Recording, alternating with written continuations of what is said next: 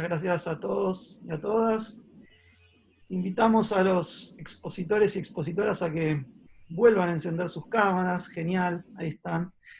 Vamos a leer algunas preguntas que han ido surgiendo, también hay algunos comentarios. Se los voy a leer todos juntos y luego van respondiendo. Si quieren aprovechar también para añadir algún comentario o alguna pregunta para otro de los expositores o expositoras, bienvenidos. Estamos bien en tiempo, nos quedan unos 20 minutos aproximadamente para tener estos intercambios, así que serán unos 5 minutos más para cada uno de ustedes. Bueno, preguntas. Para Ana, Daniel Antimán pregunta, leo textual, a Ana Marotias, ¿cómo se ve la posibilidad de implementar los exámenes domiciliarios en un aula presencial? Pregunto esto teniendo en cuenta la manera más fácil de desarrollar y más específicamente a desarrollar un pensamiento, sin la necesidad de distraerse en el tiempo de finalización de un examen presencial. Para Alejandro, Victoria Matoso dice, comenta, los datos del EPH y el módulo de tecnología prepandemia última 2019 tienen porcentajes similares a los que marca Alejandro para escuelas públicas, con el dato de que posiblemente el tener computadora es una netbook del programa Conectar Igualdad, que en un 60% está bloqueada. Este último dato es de una encuesta propia. Cecilia comentaba para Alejandro que es un poco lo que dice Barico en The Game, ¿no? Un texto fue mencionado un par de veces. Estamos mirando el mapa al revés. No cambiamos por la tecnología, cambiamos las personas y eso impactó en la tecnología. Daniel Antimán agrega una pregunta para Alejandro también. Puede ser que haya una oportunidad, así como hoy Zoom se convirtió en la aplicación más descargada. Cuando se salga de esta pandemia, los desarrolladores informáticos van a seguir aumentando su mercado y al mismo tiempo, este tiempo de pandemia va a sentar el precedente para invitar a la conectividad de algunos sectores que aún hoy no eligen la red. Yo aprovecho para preguntarles tanto a Alejandro como a Fernando, que han hecho referencias a sendos relevamientos, encuestas, si pueden ampliar un poquito respecto de los detalles metodológicos, digamos, algo dijeron, pero quizás nos pueden contar un poquito más de las cantidades de encuestas, de si están disponibles o no. Tanto Victoria como Cecilia pidieron las bases de Fernando y del OISTE en realidad, si están disponibles, así que bueno, tanto Alejandro como Fernando si pueden comentar un poquito de los datos de estas encuestas y si están disponibles, accesibles para quien esté interesado en acceder a ellos. Luego para Fernando, Pablo Echeverry hace un comentario que es, Fernando, el SIU sí hizo que el guaraní sea integrable con el Moodle, nunca tuvo muchos recursos, así que tuvo que enfocarse en hacer cosas que no existieran. En la misma línea, Laura Borgognio dice, y ahora Guaraní está trabajando en integrar las mesas de exámenes con Moodle, muchas universidades lo hacemos y tomaron esas experiencias, adhiero totalmente que son políticas públicas, SIU está con muy pocos programadores, se van porque los buscan de empresas privadas y la diferencia salarial es muy grande. Por supuesto, estas preguntas están dirigidas quizás a alguna exposición, pero las puede contestar quien tenga ganas, quien lo crea conveniente. Para Cecilia hay una pregunta de Walter Gómez, ¿por qué motivo considera las TICs como complementarias en un contexto de cambio social y de nuevas generaciones conectadas? Y agrego yo un par de preguntas para Cecilia. Por un lado, este concepto de educación remota de emergencia, si puede comentarlo un poquito más. Ana también aludió en alguna medida a esto. Si puede hacer una reflexión sobre el rol laboral y la identidad de los docentes, si se ha transformado, digamos, de manera irreversible en esta situación o si va a volver a una situación previa eventualmente. Y también quería preguntarle a Cecilia por los aprendizajes que tiene el Juan Amanso respecto del Conectar Igualdad, ¿no? Varias personas han hecho investigaciones aquí sobre el Conectar Igualdad y muchas de esas lecciones creemos que están recogidas en el Juan Amanso. Quería preguntar si había alguna sistematización de esas cuestiones. Y una pregunta para Cecilia y Fernando, principalmente, pero también para Ale y Ana si quieren contestar, y es la de cómo articular la soberanía, ¿no? Un tema que emergió un poco transversalmente, con la eficiencia en el aprovechamiento de los bienes públicos globales. Digamos, si queremos tener cierto control sobre los contenidos, el software y demás de nuestro sistema educativo, pero a la vez cómo podemos aprovechar todos esos contenidos producidos en el mundo y que están de manera abierta disponibles para ser utilizados por nuestro sistema, que siempre tienen escasez de recursos económicos, ¿no? ¿Cómo articular esas dos cuestiones? Bueno, entonces los invito a que sigamos el mismo orden. Ana, Alejandro, Fernando y Cecilia, para comentar sobre estas preguntas y otras cuestiones que ustedes crean convenientes. Bueno, comienzo entonces respondiendo a la pregunta de Daniel, si es que la comprendí del todo bien.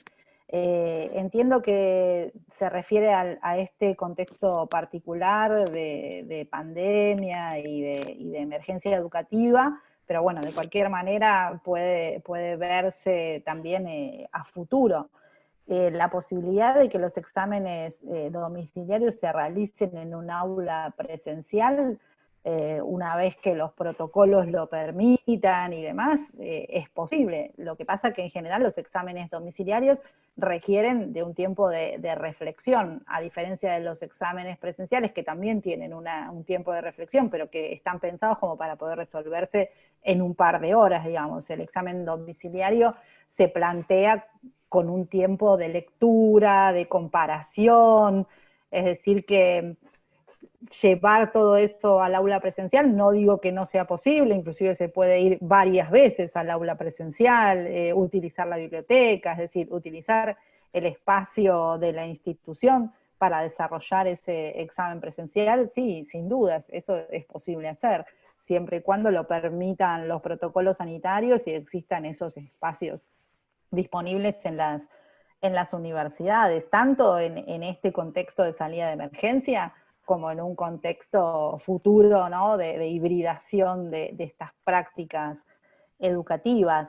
No sé si también en esta pregunta, igual de cualquier manera lo incluyo, estaría incluida la posibilidad de acceder a las computadoras, por ejemplo, de las instituciones, como para saldar de alguna manera estos problemas de acceso que podría haber en las casas. En ese sentido, yo creo que sería bastante potente esa posibilidad, turnándose, etcétera, ¿no? En función de lo que cada institución pueda hacer. En ese sentido va a haber también, como se ha hecho hasta ahora, que modificar un montón de resoluciones o crear resoluciones adentro de las instituciones para organizar este tipo de cuestiones, porque todo lo que ha tenido que ver con esta salida de emergencia también ha generado nuevas cuestiones a nivel administrativo e institucional, ¿no? Que hayan que salir resoluciones que aprueben los exámenes virtuales como exámenes finales válidos, una serie de disposiciones, ¿no? Definir que la plataforma virtual es la universidad, muchas cuestiones que han tenido que definirse a nivel institucional. En este sentido, todo lo que tiene que ver con evaluación también. Y sí, sin duda es posible hacer eso con una organización y un sentido también didáctico de esta propuesta, y una organización, por supuesto, espacial, y creo inclusive que, como ya dije, sería potente poder utilizar la infraestructura de las instituciones para tratar de saldar algunos problemas de acceso siempre que fuera posible. Gracias, Ana. Alejandro. Bueno, voy a tratar de responder a las preguntas también conectando con algunas líneas de reflexión que atravesaron todas las exposiciones. Respecto del tema de los dispositivos, ¿no? Que es la primera pregunta, me parece que, digo, más allá de la dificultad de evaluar lo que pasó con el PCI y bueno, todo el tema de las máquinas bloqueadas, etcétera, yo creo que lo más importante que tenemos que tener en cuenta es que el PCI fue para la secundaria. Y que el gran déficit que hoy tenemos está en la primaria. Digo, más allá de que obviamente quedó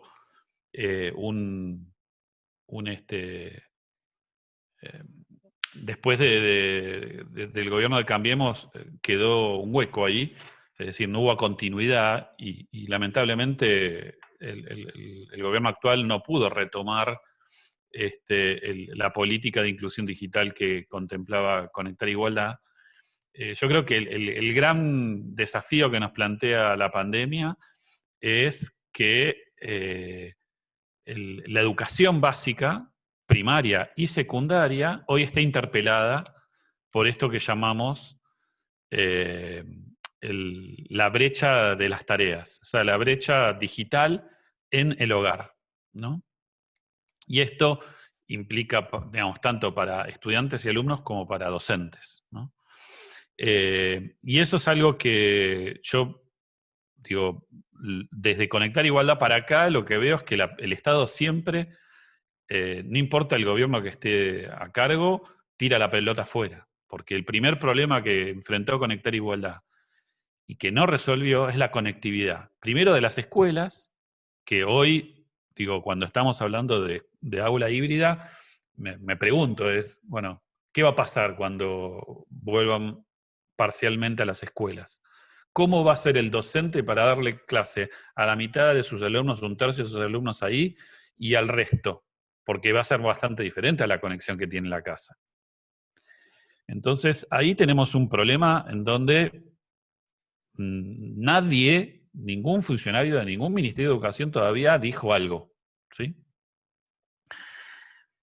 Por otro lado, digo, la escucho a Cecilia y me pregunto respecto de por qué las políticas estatales siempre son de oferta y no se preocupan por la demanda. Digo, cuando uno va a los docentes de una provincia, lo que encuentra es que para que le den una cuenta que termine en edu.ar, tienen que mandarle una carta de documento al ministro de Educación.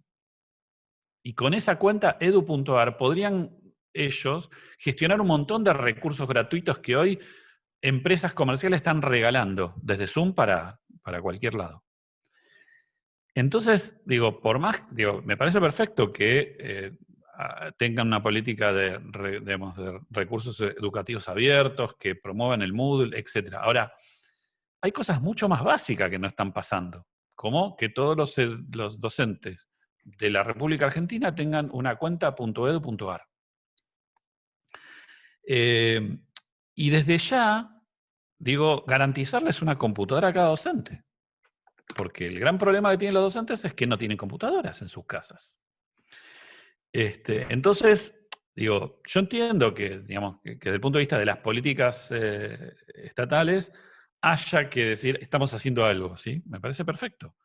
Pero para mí el principal problema que hoy tenemos no es de infraestructura o de que se use software libre. El principal problema que tenemos es que los funcionarios de los Ministerios de Educación provinciales no pueden distinguir una app de un software de una plataforma. Entonces, necesitamos capacitar a esos funcionarios para que se den cuenta que es importante darle una cuenta .edu.ar a cada docente.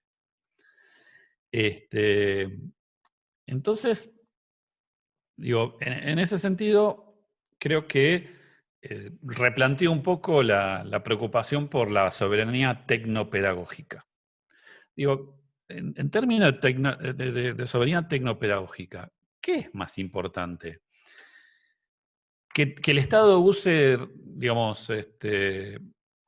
software libre? ¿O que podamos tener una inversión en investigación y desarrollo donde podamos aplicar la inteligencia artificial para mejorar procesos de aprendizaje? Porque yo les puedo asegurar que en los países desarrollados la respuesta es por la segunda, no por la primera. Y ahí, nos ganan, porque ellos sí son soberanos tecnopedagógicamente. Ale, perdón, te tengo que pedir que redondees más o menos y le damos paso a... Dale. Y bueno, y para cerrar, que era la última pregunta del desarrollo de aplicaciones y bueno, y de todas las plataformas que están generando, el gran problema que veo en términos de apropiación de tecnologías es cómo los docentes pueden utilizar servicios en la nube, por ejemplo, un Google Doc, ¿sí? O bien un servicio en la nube. Digo, estamos hablando de evaluación. Yo vengo de una conferencia de Turnitin, ¿sí?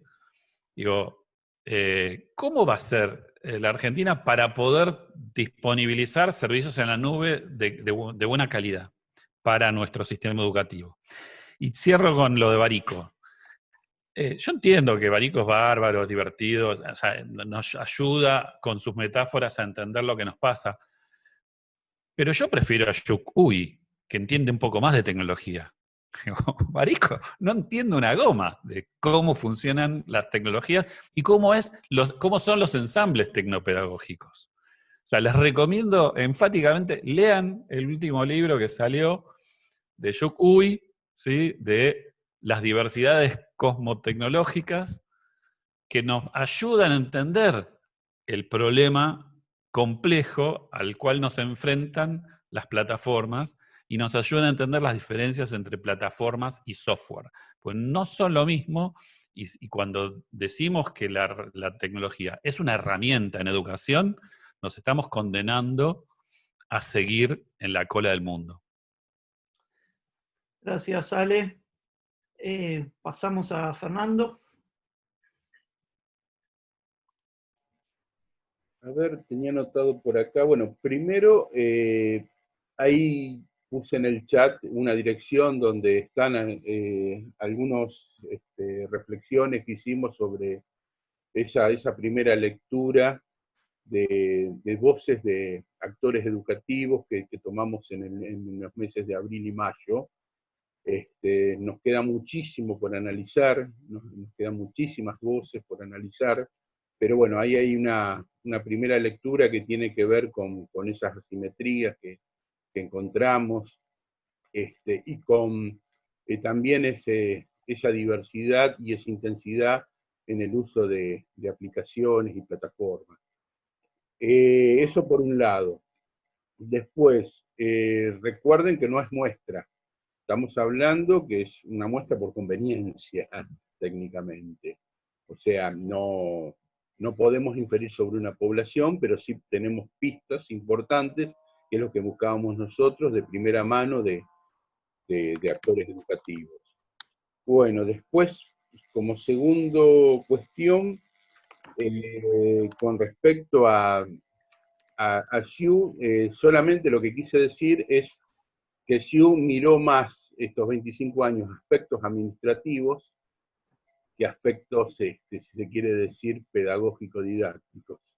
Y que no estaría mal, digamos, en algún momento plantear esto en el seno de las políticas públicas, porque si fuimos capaces de sostener esto en acuerdos y en trabajo horizontal entre universidades, también podríamos avanzar mirando el aula en esos propios diseños e implementaciones. No todo es from scratch, no todo es de cero, también es selección e implementación. De eso también un poco quería comentar, que el tema de soberanía lo entiendo como capacidad de poder decidir. Y si yo soy alguien endeudado o alguien que va a los acuerdos asimétricos, esa capacidad no la tengo. Entonces, como capacidad de decidir, quiere decir de negociar un poco más libremente, y si algunas cosas no las puedo tener desde la negociación, las voy a tener que generar. En ese sentido, es armar el mejor pack posible en función de un modelo de país. Por eso un poco es lo que Baum, en el artículo que mencionó Alejandro, nos está advirtiendo, con la compañera que escribe, nos está advirtiendo eso. A ver, es una ley de economía del conocimiento, la nueva, que es para picar código, como se dice en la jerga, para tener programadores baratos, o es una ley del conocimiento para tratar de generar verdaderamente innovaciones. Y eso todavía no está muy claro. Creo que Ahí, en lo segundo, es donde, más allá de los beneficios que haya por capacitaciones, es donde veo que falta la pata con educación, que le dé esa posibilidad fuerte de no ser una India que tire código al mundo, sino ser algo un poquito más desarrollado. Eso es lo que quería comentar. Y no, nada más. Creo que está contestado. Fernando, escuchamos a Cecilia. Una cosita chiquita. Adelante. También no ser ingenuos, que este tiempo es un avance muy grande en las políticas de mercantilización de la educación. O sea, la educación como mercado de cotización de bolsa, estamos hablando. Empresas que van más allá de solamente ofrecer, como era tradicionalmente, los libros o alguna administración escolar. Acá estamos hablando de cosas más grandes. Entonces, este es un territorio fértil para la mercantilización de la educación a nivel mundial. Estoy hablando, no quiero cerrarlo acá. Entonces, también estemos atentos desde las políticas públicas, que esto también está en juego y esto también está tensionando el tema. Y tenemos una gran suerte de visitador médico educativo que está entrando por las pantallas. Entonces, también eso como una alerta, nada más. Gracias, Fernando. Cecilia, te agrego una pregunta más que se hizo en el chat después de que leyera las previas, de Sheila Amado. Pregunta para Ya la Cecilia. tomé. La vi en el chat y la anoté. Perfecto, adelante entonces. Bueno, la pregunta de Walter, que me dice por qué considero que las TIC tienen un rol complementario. A lo mejor complementario no es la palabra adecuada. Lo que quise decir es que complementario en el sentido de que no reemplace a la presencialidad. Esa fue un poco la idea. Los chicos de primaria, los chicos de secundaria, de inicial, tienen que ir a la escuela porque en muchos países la secundaria está permitido que sea online, cosa que es totalmente contraindicado por los organismos internacionales y los organismos educativos. Entonces la idea complementaria, pero en las dos ocasiones que mencioné esa palabra me encargué de aclarar, pero no menor. No quiere decir menor, quiere decir que no reemplaza a la presencialidad como en el momento. Ese fue el sentido que puede ser, digamos, central en ese sentido, pero siempre acompañado a la presencialidad, no es menor porque sea complementario, que no reemplace a la presencial. En cuanto a la educación remota de emergencia, bueno, la primera vez que yo escuché que yo leí, digamos, durante la pandemia, esa expresión es en el Journal Asian of Distance Education, en digamos, una primera mirada global de la interrupción de las distintas modos en que los países habían salteado la interrupción de la educación, y justamente se hizo esa comparación entre la educación a distancia y la educación remota de emergencia. Luego, en esta publicación que hizo la UOC unos meses después, insistieron bastante sobre eso, sobre todo para preservar todo el trabajo que en décadas la educación a distancia ha venido haciendo, de reivindicar lo asincrónico, de reivindicar lo asincrónico, ¿no? De reivindicar la mediación, de trabajar con ese equipo complejo de enseñanza que es el tutor, el desarrollador pedagógico, el docente. O sea, bueno, todo esto no se dio.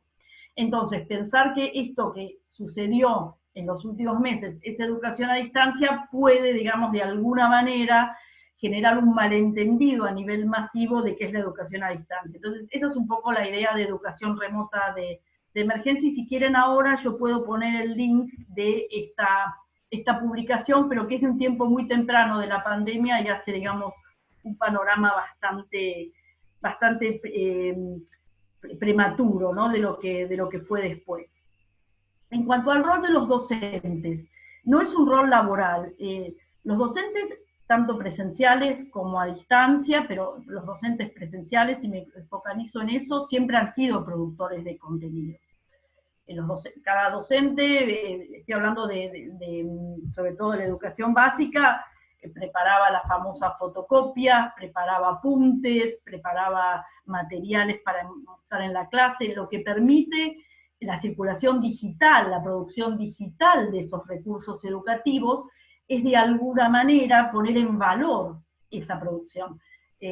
Los que hemos tenido hijos que iban a la escuela primaria, encontrábamos hechos un bollito, las fotocopias que le daba el docente en la mochila de los chicos. O sea, eso era muy efímero, moría en las mochilas de los chicos, todos los años había que hacerlos de nuevo. Entonces, esa producción en digital, el docente como productor de contenidos educativos, el docente como curador, realmente jerarquiza de alguna manera esa producción, permite compartirla con colegas, permite guardarla y editarla años siguientes, etcétera, etcétera, ¿no? Entonces, esa es un poco la idea uno de los aspectos del nuevo rol docente que yo mencionaba.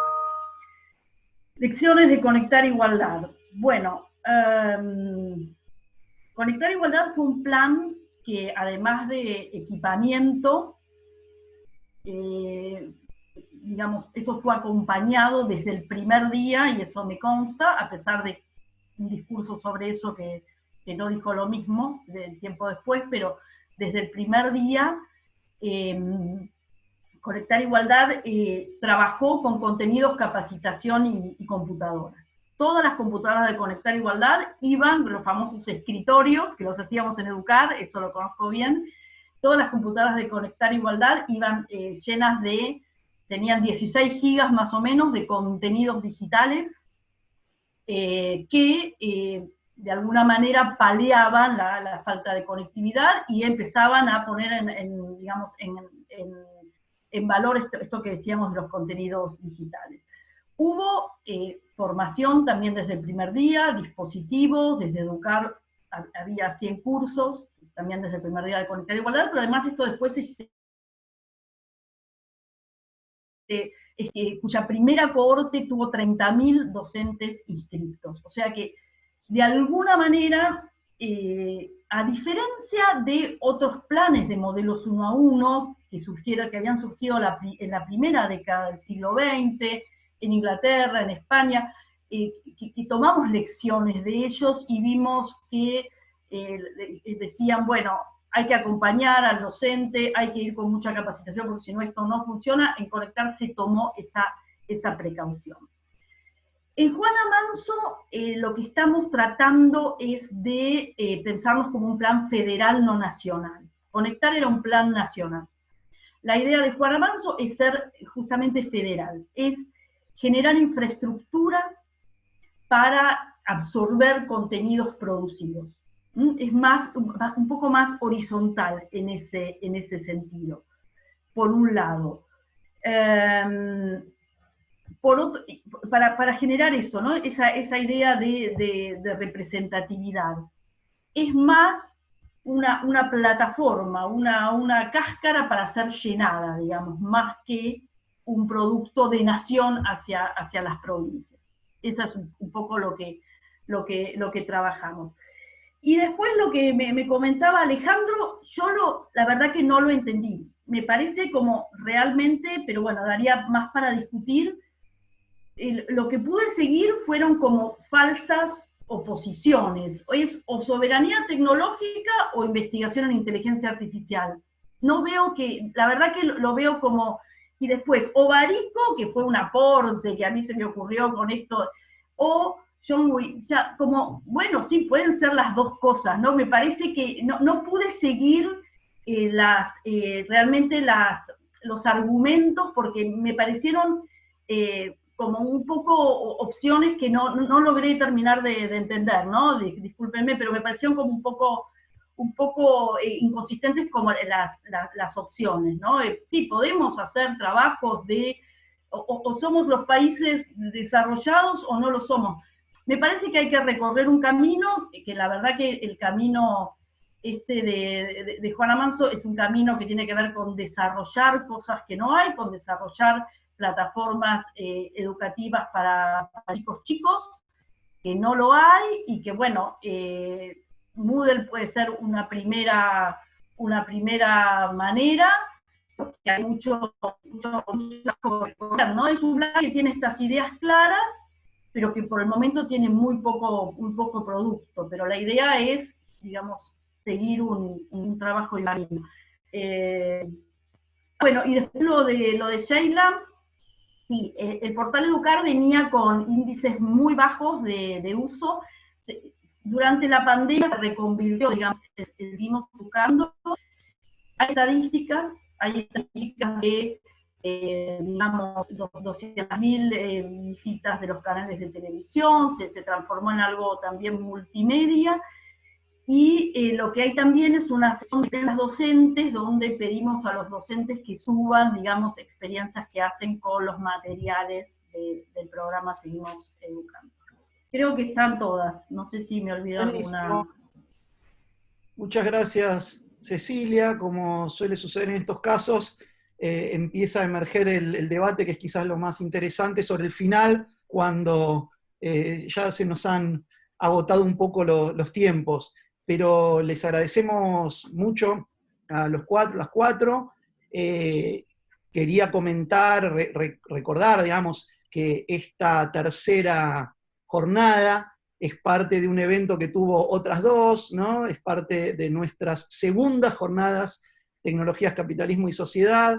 Queremos agradecerles a quienes han compartido con nosotros estos 3 eventos. Queremos ya comprometerlos para el año que viene, podemos retomar desde acá en la de educación, así como el año pasado tuvimos unas, aunque no teníamos esta pequeña situación de la pandemia alterando o acelerando, como decía Alejandro, todas estas dinámicas. Quiero contarles también que varios de nosotros y de nosotras participamos en la revista Hipertextos y que queremos invitarlos e invitarlas a continuar los debates, las reflexiones. Tenemos una sección específica de debates ahora para abordar estos temas incluso de coyuntura o de emergencia, si quieren. Así que ese es un espacio que nos parece muy, muy valioso también, en el que nos integramos con otras universidades e instituciones. Contarles también que los videos de esta presentación, de este conversatorio y de los 2 anteriores van a estar disponibles en nuestras redes, que no sé exactamente cuáles son, pero son varias, en Facebook y en algunas más modernas. Así que bueno, nuevamente les agradecemos muchísimo esta oportunidad de haber dialogado. También les agradecemos a quienes han asistido, a quienes organizaron, a quienes colaboraron de formas diversas y valiosas para que podamos llevar adelante este evento. Dicho esto, entonces, nos despedimos, esperando encontrarnos pronto.